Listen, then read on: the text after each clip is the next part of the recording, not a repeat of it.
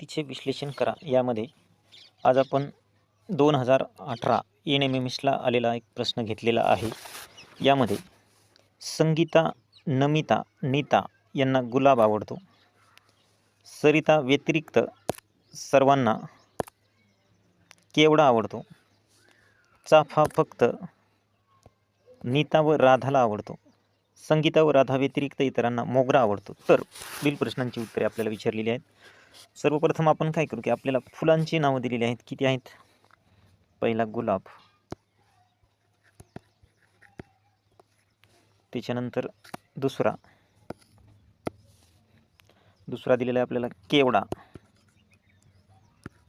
केवडा, त्याच्यानंतर आपण तिसरा दिलेला आहे आपल्याला चाफा, चौथा दिलेला आहे आपल्याला मोगरा। आता आपण ही 4 फुलांची नावं इथे घेतलेली आहेत। आता आपल्याला मुली दिलेल्या आहेत। संगीता 1, नमिता 2, नीता 3 आणि सरिता 4, म्हणजे अशा 4 मुली आहेत। 2 4। तर आपण इथं संगीता, इथं नमिता, त्याच्यानंतर इथं नीता आणि शेवटी इथे सरिता असे आपण घेतले। आणि अजून एक दिलेली आपल्याला खरी की समोर एक राधा आहे। एक आता अजून आपण इथे राधाला ॲड करून घेऊ। ही सरिता आणि इथे राधा।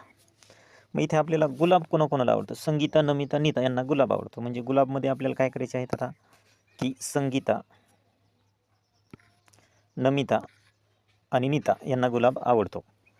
त्याच्यानंतर पुढं काय दिलेलं आहे? केवडा। आता केवडा सरिता व्यतिरिक्त सर्वांना केवडा आवडतो। मग सरिता सोडून, म्हणजे इथे सरिता नको, बाकी सर्वांना केवडा आवडतो।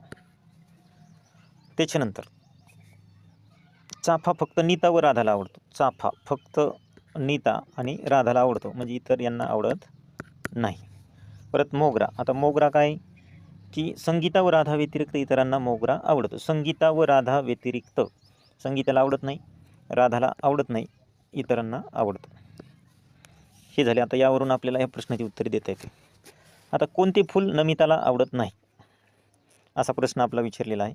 मग आता नमिता, ही नमिता आहे। नमिताच्या रकान्यामध्ये आपल्याला